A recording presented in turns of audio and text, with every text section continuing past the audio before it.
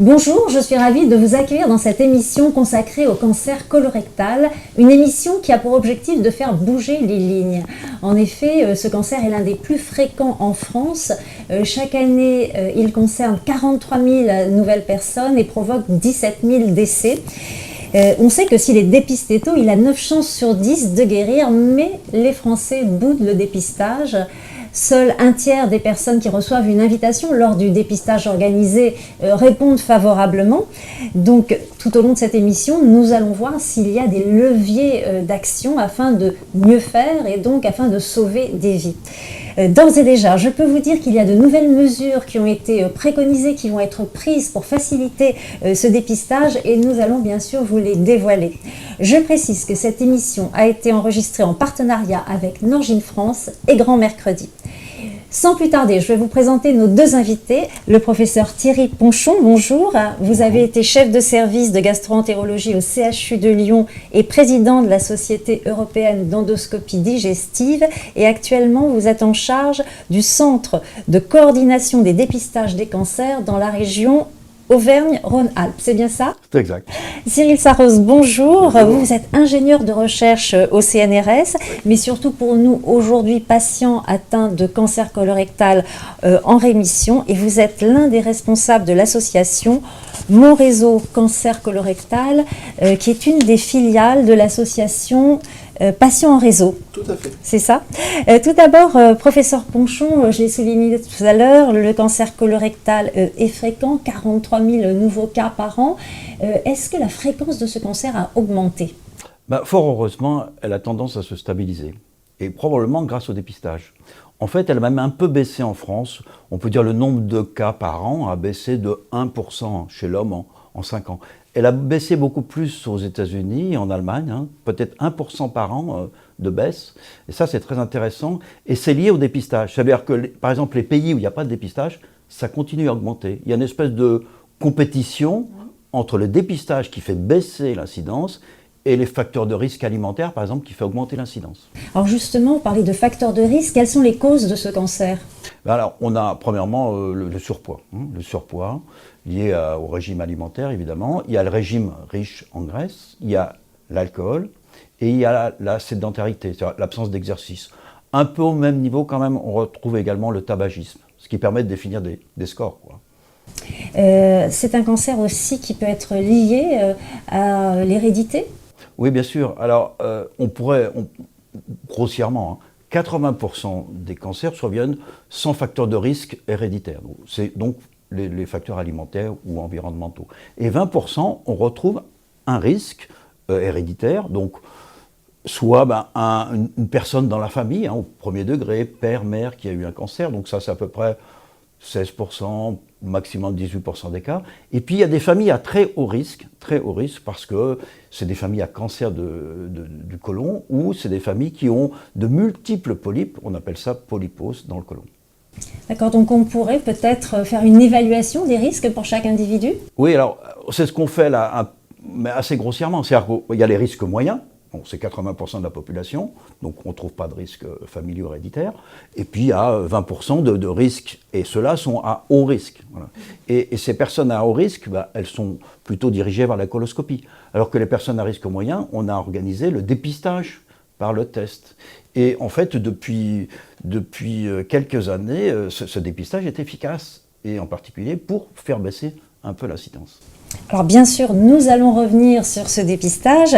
Tout d'abord, Cyril, qu'est-ce qui vous a poussé, vous, à consulter un jour? Comment on a découvert que vous étiez atteint de ce cancer colorectal?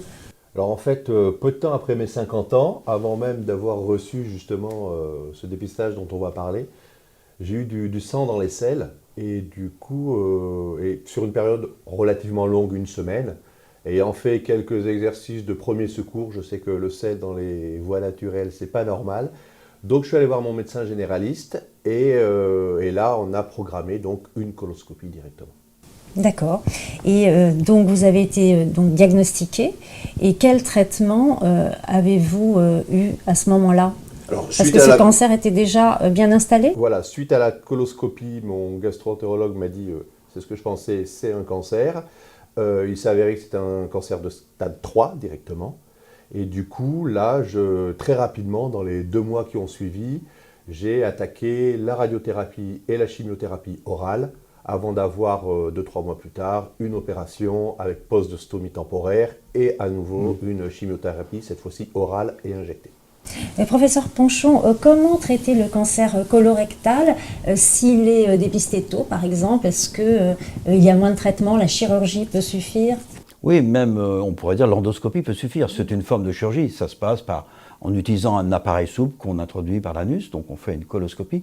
Et on peut dire dans presque 50% des cas, on a des formes précoces comme ça. Donc le cancer, heureusement, n'est pas toujours trouvé au stade qui a été le vôtre, quoi. Et la plupart du temps maintenant, en endoscopie, on arrive à régler tous les problèmes. Alors, que ce soit au niveau du polype, hein, puisque c'est le polype précède le cancer, ou à un stade de cancer précoce dans le côlon.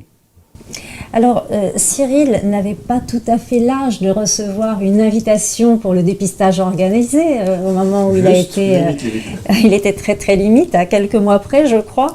Et pouvez-vous nous rappeler finalement qui est concerné, qui va recevoir une invitation pour aller se faire dépister? Donc alors, comme je l'ai dit, ce sont les patients qui n'ont théoriquement pas de risque. Il n'y a pas de risque, par exemple, dans la famille où ils n'ont pas de parents qui ont eu un cancer. Aussi, certains peuvent avoir, je ne l'ai pas cité tout à l'heure, mais une maladie inflammatoire, qu'on connaît bien, une maladie inflammatoire du côlon, c'est très rare, ça peut favoriser le cancer. Ces personnes qui sont à risque moyen, ce sont ces personnes qui sont ciblées par le dépistage organisé. Et qui vont... certain âge. Alors, il faut bien entendu on sait que le cancer augmente avec l'âge. Et donc, on a défini la tranche d'âge, c'est entre 50 et 74 ans. Ce qui veut dire, en dessous de 50, théoriquement, on n'est pas dans le dépistage organisé. Mais on peut en discuter. Donc, ce dépistage organisé, il consiste en quoi? On vous invite à faire quoi? Alors, les personnes reçoivent un courrier chez eux, envoyé par la structure régionale, aller voir leur médecin généraliste. Il faut aller voir le médecin généraliste qui va donner le test. Mais quand même, le médecin généraliste va avoir un rôle aussi de savoir si la personne ne doit pas directement aller à la coloscopie. Si par exemple, il y a des antécédents dans la famille ou une maladie inflammatoire. Donc elle fait entre guillemets un tri. Elle exclut des malades du dépistage organisé. Et sinon, elle donne le test, elle explique comment le faire, etc. Alors justement, nous allons voir en pratique comment effectuer ce test. Est-ce qu'il est simple à réaliser? Je vous propose de voir et d'entendre les explications d'un médecin généraliste qui est très impliqué dans le dépistage du cancer colorectal, le docteur Natacha Regensberg de Andreis.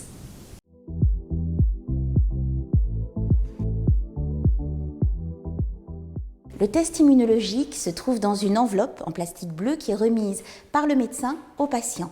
Cette enveloppe contient le tube à essai avec le petit bâtonnet qui sert à faire le prélèvement, un hamac en papier qui sert à récupérer les selles et un questionnaire qui est déjà en partie complété sur lequel il faut indiquer la date. Il faut adresser rapidement ce test et donc dans les 24 heures pouvoir le mettre dans la boîte aux lettres grâce aux enveloppes qui sont déjà pré-imprimées, pré-timbrées. Ce test immunologique permet de détecter la présence de sang microscopique dans les selles. Ça permet donc de détecter des lésions bénignes ou des lésions plus malignes qui saignent de façon inaperçue. Il est donc important de ne pas faire ce test quand on sait qu'on a un saignement, par exemple, hémorroïdaire. Le test est fiable, bien entendu pas à 100%, mais aucun test n'est fiable à 100%. C'est la raison pour laquelle il faut le répéter régulièrement et de toute façon rester attentif aux symptômes. Quand le résultat est négatif, et ça veut dire qu'on n'a pas retrouvé de sang microscopique et on refera un contrôle 2 ans plus tard, tant qu'on est dans la tranche d'âge concernée, si le test est positif, il faut consulter son médecin qui peut alors adresser au gastro-entérologue qui pourra décider de faire une endoscopie. Certains patients sont réticents à l'idée de faire ce test, d'abord par angoisse, par peur qu'on trouve quelque chose, et ensuite par peur de la difficulté à le réaliser. Le médecin doit donc leur expliquer qu'il s'agit d'un test très facile à réaliser, extrêmement fiable, et qui permet de détecter des lésions à un moment très précoce, et donc de guérir certains cancers et de sauver des vies.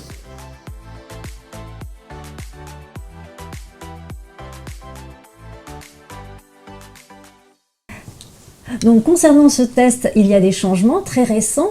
Quelles sont les mesures qui viennent d'être prises? Oui, bien sûr, parce que le problème qu'on a en France, et vous l'avez rappelé au début de l'interview, c'est que seulement un tiers des personnes participent au dépistage. Et on pourrait dire catastrophique pour la France, parce qu'il y a des pays où le taux de participation est bien plus élevé. Les Pays-Bas, c'est 75%. Même les pays méditerranéens, un peu comme le nôtre, hein, c'est 50% en Italie, en Espagne. Donc on est très en retard. Et d'ailleurs, l'actualité Covid nous rappelle qu'il y a beaucoup de discussions autour de la participation à une vaccination, la participation par exemple, à un test de dépistage. Et alors pour le coup, pour le dépistage, c'est un test tellement simple comme ça a été montré, il n'y a pas d'effet secondaire, tout le monde devrait participer. Donc 30%, c'est vraiment une catastrophe pour notre pays. Alors, la raison, on peut incriminer la population, mais je ne pense pas que ça soit la raison, vraiment, quand même. Vous voyez, elle participe bien, relativement bien à la vaccination. Un peu sous pression, mais tout le monde est sous pression. Alors, on peut penser quand même que le défaut de participation, c'est lié au fait qu'il y a une seule modalité de distribution. Et je ne mets pas en cause le médecin généraliste, mais il n'y a que le médecin généraliste qui distribue. Alors, il y a 5 millions de Français qui n'ont pas de médecin généraliste. Il y a des médecins généralistes qui ont peut-être trop de travail, qui sont moins intéressés par les activités de santé publique, etc. etc. Donc, il ne faut pas qu'il n'y ait qu'une seule voie de Alors justement, maintenant, il y en a d'autres. Alors, quelles sont-elles? Ça a été entendu. Donc maintenant, à partir d'octobre, théoriquement, on devrait pouvoir commander son test en ligne. Il faudra répondre à un autoquestionnaire. On sera invité à aller soit chez son généraliste, soit à commander en ligne. Et on répondra à un autoquestionnaire pour savoir s'il ne faut pas plutôt avoir la coloscopie. Voilà. Et après, on recevra le test de la part de la CNAM. Et après on pourra, et on espère, qu'au milieu de l'année prochaine, on a une distribution du test par les pharmaciens. Donc il suffit d'aller chez son pharmacien et de lui demander le test? Oui, c'est ça. Alors c'est un peu tôt encore, parce qu'il faudra que ça soit dans le cadre de la nouvelle convention entre la Caisse d'assurance maladie et les pharmaciens. Donc je pense que ça le sera, parce que le principe a été accepté par l'INCa, l'Institut national du cancer, et par la CNAM, donc ça le sera. Et effectivement, c'est intéressant parce que en Bretagne, par exemple, ou en Corse, ça a été montré efficace. En Corse, dans certaines communes, on est passé de 9% à 36% de participation quand ça a été distribué par le pharmacien. Donc souhaitons que ça puisse être possible. D'accord, donc ça, normalement, d'ici 2022. D'ici fin 2022. Fin 2022, le test accessible dans les officines. Professeur Ponchon, on sait que ce test permet de sauver des vies. De quelle façon? Alors, il y a eu des études, parce que c'est pas facile de lancer un dépistage organisé, c'est une lourde logistique, c'est un gros investissement de la part de l'État. Et donc, il a fallu des études. Donc, il y a eu des études comparatives qui ont montré que quand on soumet la population à ce test, on réduit la mortalité liée à ce cancer de 1 tiers, 33%. Donc, c'est sur cette base qu'il était décidé de lancer le dépistage organisé. Donc, et ce que je vous ai dit tout à l'heure concernant l'Allemagne et concernant les États-Unis, et maintenant un peu concernant la France, montre que le dépistage est efficace et permet de compenser l'effet du surpoids, etc., etc. Et donc, quand ce test est positif? Quand ce test est positif, il faut avoir une coloscopie. C'est-à-dire que le patient, la personne de départ reçoit le résultat, le médecin généraliste aussi, le centre de dépistage aussi, et la personne doit prendre un rendez-vous auprès d'un gastro-entérologue pour avoir la coloscopie. Et il faut quand même noter que 13% des personnes qui ont un test positif n'ont pas la coloscopie. Pourquoi? Je pense qu'à un moment donné, ils hésitent à avoir la coloscopie par crainte peut-être d'éventuelles complications qui sont très très faibles. Mais évidemment, bien sûr, ils ont fait la première étape et ils ne veulent pas avoir la deuxième étape. C'est très curieux, mais en France, on a 13%, mais il y a des pays, pour le coup, qui sont moins bien que nous. Alors, comment est réalisée une coloscopie? Quel est l'objectif de cet examen? La réponse en images du professeur Stanislas Chaussade.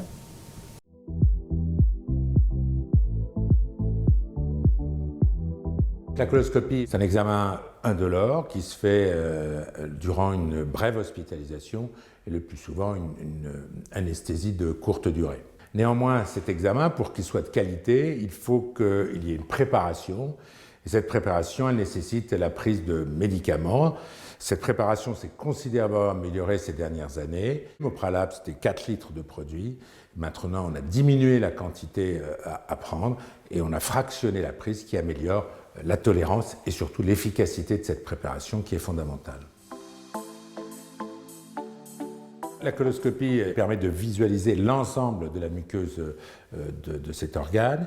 C'est un élément, par exemple, dans le diagnostic des maladies inflammatoires du tube digestif, maladie de Crohn ou rectocolite, mais également en pathologie tumorale du côlon et en particulier dans le diagnostic du cancer du côlon. Néanmoins, la coloscopie permet aussi de diagnostiquer les précurseurs du cancer du côlon, ce qu'on appelle les polypes, et de les enlever, ce qui en fait un outil extrêmement important pour diminuer l'incidence du cancer du côlon. Il y a quelques années, on enlevait les tout petits polypes.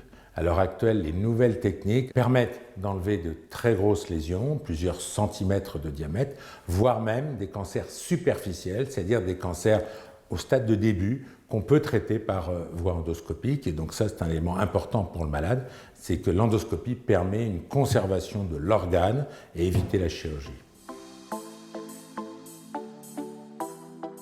La coloscopie est considérée comme un examen invasif qui est associé avec des complications qui sont extrêmement faibles.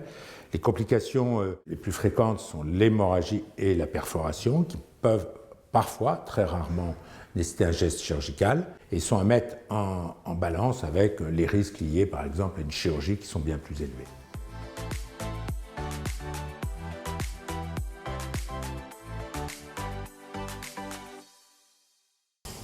Donc la coloscopie, on l'a compris, permet d'enlever des polypes avant qu'ils ne deviennent cancéreux. Combien évite-t-on de cancers grâce à cet examen? Alors,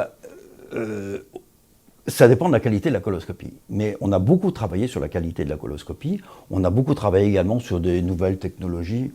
On peut dire que maintenant, quand on fait une coloscopie et quand on enlève les lésions qu'il faut enlever, on retombe dans le risque moyen. Et par exemple, la Société européenne recommande de faire la nouvelle coloscopie à 10 ans, ou même dit aux personnes de retourner au dépistage organisé.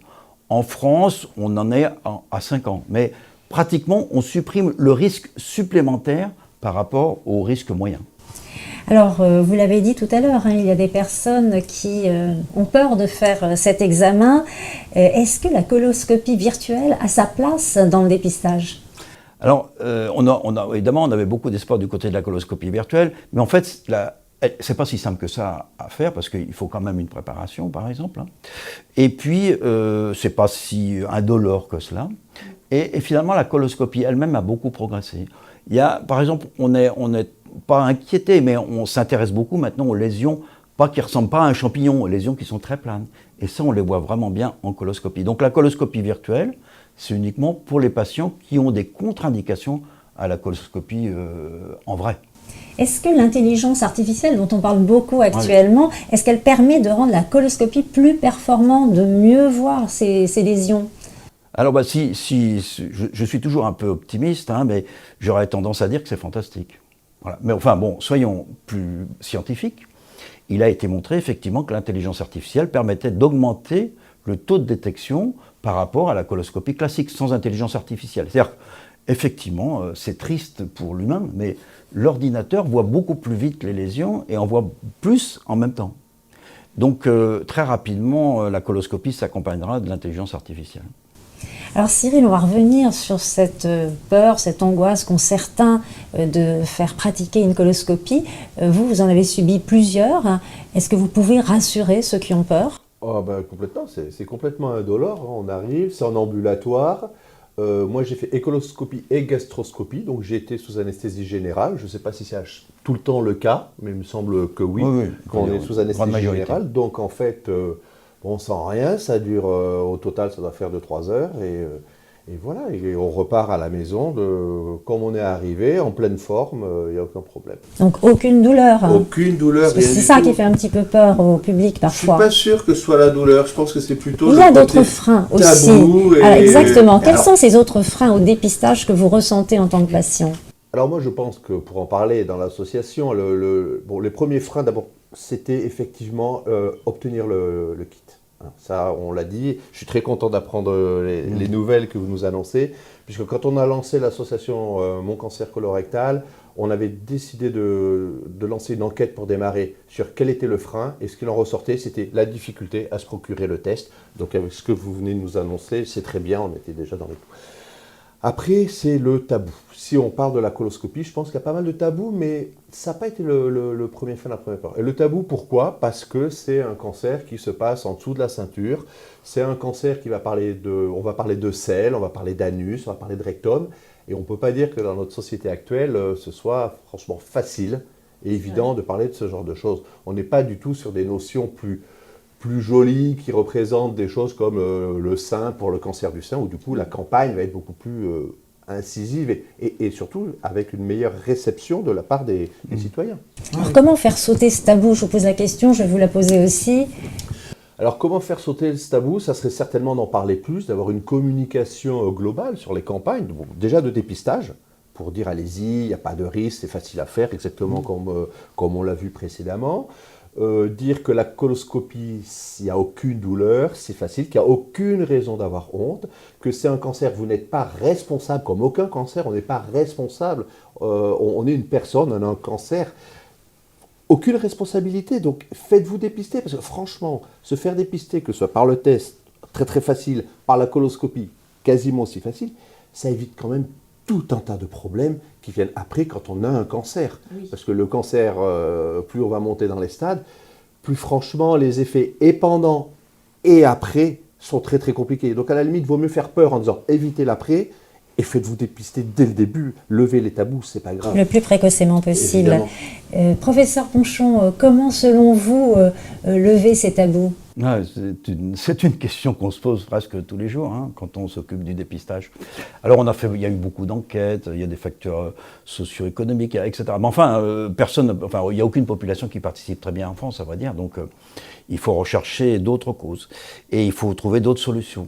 Alors une petite parenthèse, les femmes participent un peu mieux que les hommes. C'est pour ça que c'est toujours pareil. Et surtout les femmes incitent les hommes à aller se faire dépister. Alors ce qu'il faut, c'est trouver, moi je crois, enfin, il faut trouver des gens qui déculpabilisent, effectivement, et qui disent, bah, c'est très simple, et moi, grâce à ça, j'ai été sauvé. Hein. Parce que, ça, entre guillemets, 50% des personnes décèdent quand ils ont un cancer. Donc, il faut vraiment trouver, entre guillemets, un champion. Alors, je suis content que Cyril soit là, parce qu'on cherche toujours des champions. C'est pas facile de trouver des champions, parce qu'ils n'aiment pas parler de ce cancer. Alors, moi, je suis aussi un bon champion, parce que j'ai fait mon test, il était positif, j'ai fait faire une coloscopie, sans anesthésie, parce que je voulais que ça aille très vite, et on a trouvé chez moi aussi un polype qui était déjà cancéreux, assez gros.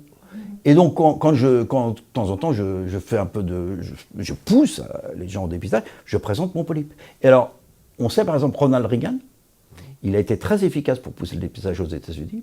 Oui, parce qu'il a eu des polypes. Hein. Oui, c'est ça. Et il y a d'autres, ces temps-ci, malheureusement, Pelé. Oui, là, ce grand joueur de football, cette légende vivante, on lui a découvert une tumeur suspecte ou un cancer du côlon sur une endoscopie. Oui. Donc lui, pour être un porte-parole de la cause. Oui, c'est ça. Et alors, il y a eu Johnny, comme vous le savez, Johnny Hallyday. Lui, il avait qu'un polype. Oui, mais moi, j'en ai cherché. Hein. Eh bien, ils acceptent. Alors, en petit comité, ils disent oui, j'ai eu un cancer, mais leur demander de témoigner devant les autres, c'est très difficile. Pourtant, c'est majeur et c'est ça qui pourrait... Donc il faudrait vraiment une vedette, quelqu'un de très connu, une personnalité très médiatique pour participer à une campagne, pour inciter les. On ne lui souhaite pas un cancer, évidemment, mais enfin. Mais s'il en a un, qu'il. Et il y a les associations de patients. Les associations de patients, c'est aussi très utile. Parce que vraiment, ce test est très simple. Très simple. Alors, pour continuer sur les tabous, j'aimerais vous proposer l'analyse d'une psychologue qui a l'habitude évidemment de travailler avec ses patients sur ce sujet. C'est Audrey Alain qui est psychologue à l'Institut Raphaël.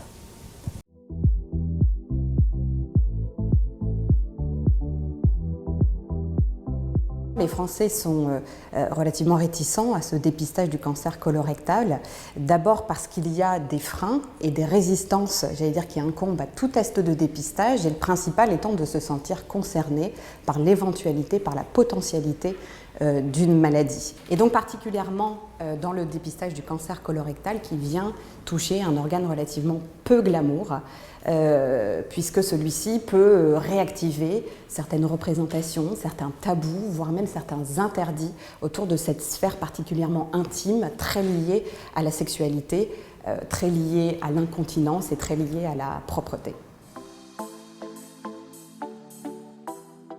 Quand le patient reçoit ce diagnostic de cancer du côlon, tous ces tabous peuvent ressurgir, c'est-à-dire qu'ils peuvent induire un sentiment de dégoût ou de honte, parfois même de culpabilité extrêmement puissant. Et tous ces sentiments peuvent venir vraiment créer une forte blessure narcissique et venir abîmer l'estime, l'image, la confiance qu'on a en soi. Le psychologue va aider le patient à amortir le choc et à s'adapter à tous les changements induits par la maladie.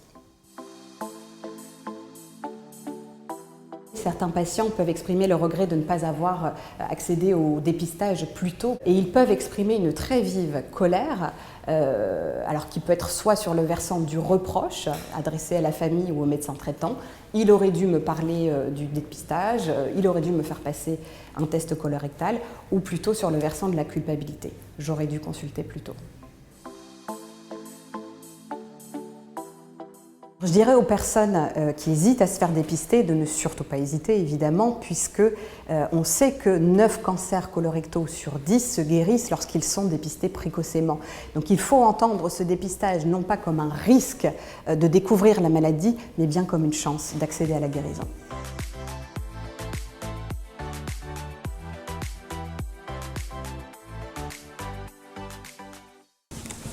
Cyril, qu'est-ce qui vous a fait vous rapprocher de l'association Mon Réseau Cancer du Côlon, qui est donc une filiale de l'association Patients en Réseau? Oui, en fait, ouais, c'est vraiment une filiale, c'est un réseau social, un petit peu comme Facebook, mais de façon complètement anonyme. La structure officielle Association 1901, c'est Patients en Réseau. Alors, en fait, pendant mon parcours de soins, j'ai essayé d'être très acteur et actif dans mon parcours de soins, d'abord pour comprendre ce qui se passait. Vous avez dit que je travaille au CNRS, je travaille en biologie, et finalement, il y a plein de choses que je ne comprenais pas. Et je me suis dit, c'est bizarre quand même, tu es dans le milieu un peu scientifique, biologie, tu ne comprends pas. Donc, ça serait peut-être bien de faire partager ton ressenti, ton expérience, et la diffuser aux gens pour éviter la peur. Ce que j'ai vu quand il y a eu l'annonce, quand il y a eu mon cancer avec mon entourage, mes proches, l'effet, le tsunami, le mauvais impact que ça a eu sur les gens. Donc essayer de rassurer un petit peu tout le monde. On m'a parlé de patients experts, on y reviendra peut-être un petit peu après. C'est une collègue qui m'a parlé de ça et elle m'a dit « Mais tu devrais aller là-dedans, tu devrais te rapprocher d'une association, ce que tu fais, le combat que tu mènes et les recherches que tu fais par rapport à ça, enfin, les recherches sur Internet et bibliographiques, j'entends, ça va aider les gens. » Et du coup, elle m'a présenté les fondatrices et de Patients en Réseau et Colette Casimir, directrice de Mon Réseau Cancer Colorectal. Et à partir de là, j'ai essayé de... Bon, on a discuté, c'est anonyme, c'est une inscription anonyme gratuite, et c'est un réseau de personnes très bienveillantes, très à l'écoute. Mais quel est son rôle fondamental à ce réseau? Pour les mêmes réseau? problématiques que nous, enfin que moi dans ce cas-là. Et du coup, ça permet de discuter, d'échanger, de rassurer les gens. Parce qu'on peut rentrer dans ce réseau du côté aidant ou du côté patient. Et du coup, on va donner de l'information. Alors déjà, de l'information, on donne des annuaires de praticiens, typiquement pour les soins support qu'il va y avoir après. Donc par région, on a, je ne sais pas moi, toute une série de kinés qui vont participer typiquement aux soins support post-opération, post-ablation d'une partie du rectum ou du côlon. On va donner des adresses de soins support pour la sexologie, par exemple, pour la psychologie, et tout ça sur l'ensemble du territoire français, puisqu'en fait, c'est une association qui est pour l'instant, qui n'a pas de bureau physique, donc on est vraiment sur tout le territoire national. Et c'est ça vraiment notre but, c'est de rassurer les patients, pour ceux qui sont déjà patients, les aider à aller plus loin, à supporter leur maladie, le retour à la vie, le retour au travail, leur stomie, stomie poche pour récupérer les selles pour ceux qu'on a de façon ou temporaire, donc leur expliquer ce que c'est, ou malheureusement de façon définitive. Oui, parce que là, il faut quand même un soutien psychologique pour ces patients-là. On n'est pas soignant, soignant. C'est vraiment un support citoyen vers citoyen, mais par contre, tout ce qu'on dit est sous l'œil d'un comité scientifique qui, si on allait dire une bêtise, interviendrait pour justement corriger le tir, évidemment. Alors, professeur Ponchon, donc vous nous avez dit la tranche d'âge, 50 à 74 ans pour le dépistage organisé. Le cancer colorectal ne s'arrête pas à 74 ans, il peut commencer avant. Qu'est-ce qu'on fait après 74 ans? Bien sûr, oui. Alors, c'est une question très importante et qui revient fréquemment parce qu'il y a beaucoup de personnes au-delà de 74 ans, bien entendu, ou même plus jeunes que 50 ans qui se posent cette question. Et entre parenthèses, je suis très content d'avoir rencontré Cyril, parce que c'est vrai qu'on était à la recherche d'associations, et il faut qu'elles se structurent pour qu'on puisse travailler ensemble. Voilà. Ça, c'est très important. Donc, pour revenir à votre question, alors, au-dessus de 74 ans, on sort du dépistage parce que, entre guillemets, malheureusement, on a d'autres facteurs de risque liés à l'âge qui expliquent que peut-être on va souffrir d'une autre maladie et que du coup, faire le dépistage du cancer colorectal passe un peu en seconde ligne. Mais n'empêche qu'au-dessus de 74 ans, on peut encore être bien. Okay. Donc, il faut continuer la surveillance si les patients le jugent utile aux patients et s'ils le souhaitent. Donc, mais à ce moment-là, ce n'est pas le dépistage organisé. On peut continuer à faire le test, ou des coloscopies même. Ça, c'est après 74 ans. Alors, le gros problème, c'est avant 50 ans. Parce que je vous ai dit que l'incidence baisse un petit peu entre au-delà de 50 ans, et que ça a baissé un petit peu en général. Mais il y a une tranche de population où ça augmente, toujours, c'est les jeunes. Et en particulier entre 45 et 50 ans. De façon très importante. Et on sait expliquer pourquoi ça augmente dans cette tranche d'âge ? Oui, parce que eux, ils ont eu la mauvaise alimentation. Ah oui. Bien sûr. Donc c'est le mode de vie. Et donc ils ont des facteurs de risque qui sont souvent plus importants que les patients plus âgés, malgré l'âge. Et puis, ils ne bénéficient pas du dépistage. Donc c'est vraiment une question actuellement qui revient en boucle. Et peut-être qu'on peut, dans 5 ans, en 10 ans, anticiper qu'on va abaisser l'âge à 45 ans, par exemple. D'accord. Donc il faut le souligner aussi, la crise sanitaire a eu un impact sur le dépistage du cancer colorectal, un impact négatif. De quelle façon? Je vous propose d'entendre l'analyse de Cyril Tavier, qui est directeur général du laboratoire Norgine France.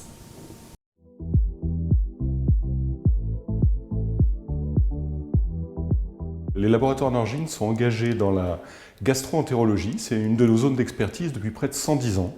Et nous proposons des solutions pour les patients, à la fois des solutions du quotidien, comme des solutions dans des pathologies majeures comme le cancer colorectal. Et il faut savoir qu'une des raisons principales pour lesquelles on est engagé, c'est le retard qu'a la France. Avec 29% de la population qui est effectivement dépistée, quand l'objectif européen est à 45%, ou des pays comme l'Angleterre ou les Pays-Bas sont au-delà de 60%. Il faut qu'on arrive à trouver des moyens d'améliorer le taux de dépistage en France, et notamment l'accès des patients à ce test de dépistage du sang dans les selles. La première des pistes que l'on peut suivre, c'est tout d'abord d'améliorer la sensibilisation du grand public, la communication qui est faite, de relayer le fait que c'est un test simple et un test dont la justesse et la précision est extrêmement importante et qui permet donc de traiter très vite et de guérir de cette pathologie.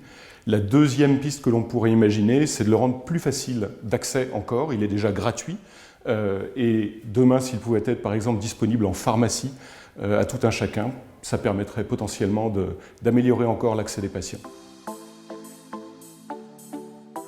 La crise du Covid a eu un impact majeur, notamment en 2020 avec, pendant le premier confinement, un arrêt quasi total des coloscopies réalisées. Sur l'ensemble de l'année, les gastro-entérologues ont fait leur maximum pour rattraper ce retard, mais les patients ne sont pas tous revenus, la crainte de revenir en consultation.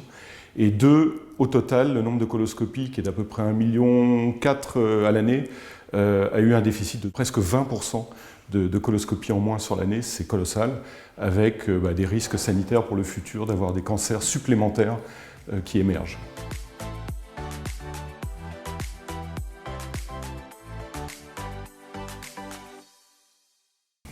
Donc, professeur Ponchon, on vient de l'écouter, la crise sanitaire a eu un impact négatif, mais pour d'autres raisons encore. Comment vous analysez les choses?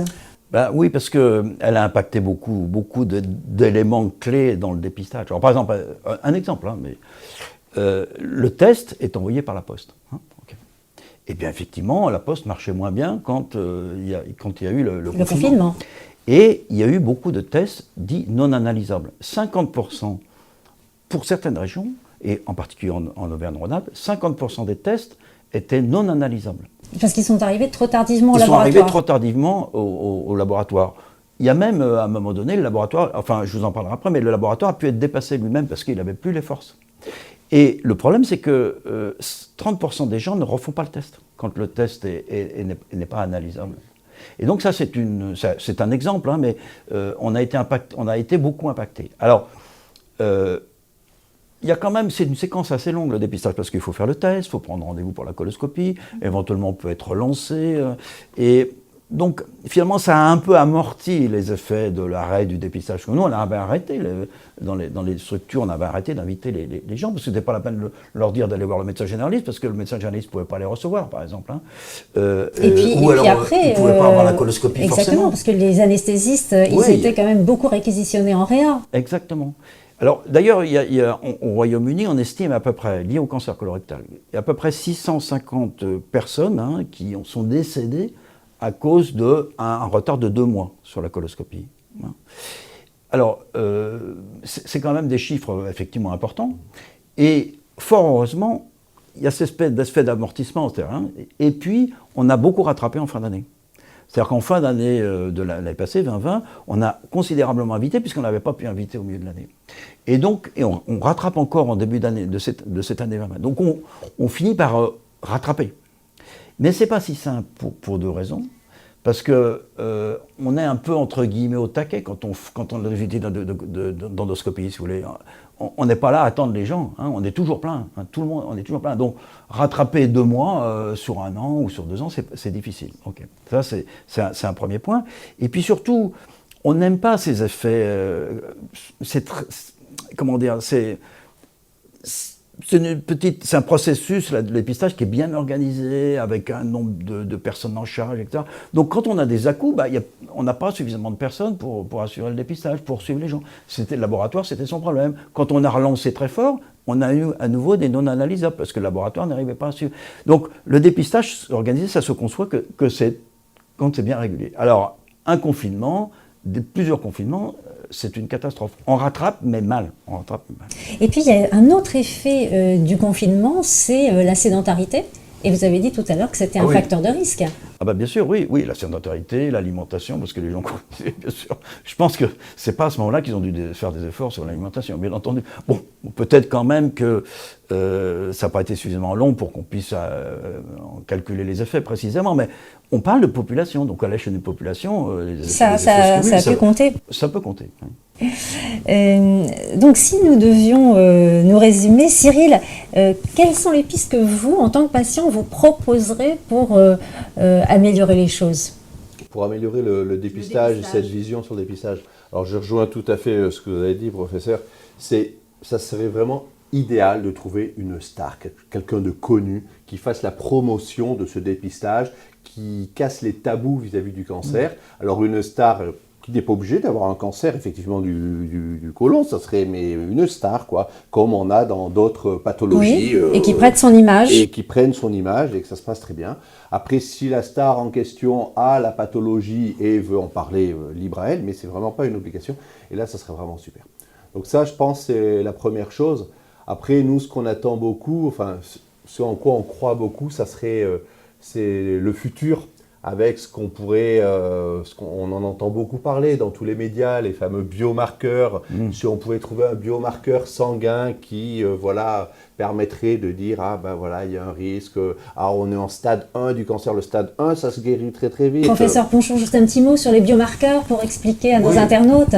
Oui, alors d'abord, il y a des biomarqueurs qui sont utiles pour guider la thérapeutique à un stade avancé. Okay, il y en a plusieurs. Le problème, c'est assez coûteux. Hein, c'est coûteux et c'est ça qui freine le dépistage. Parce que, quoi qu'on en dise, il y a quand même il peut y avoir, entre guillemets, une petite compétition entre chaque dépistage. Quoi, hein. Bien sûr. Et on n'a pas quand même des sommes considérables, enfin, on voudrait bien, mais il faut faire attention évidemment au budget consacré à la santé, et en particulier le budget consacré au dépistage. Donc, si le dépistage du cancer colorectal devient trop cher, ben on va dépister autre chose. Enfin, c'est simple, c'est stupide peut-être, mais il faut encore le dire. Donc il ne faut pas que le dépistage soit coûteux.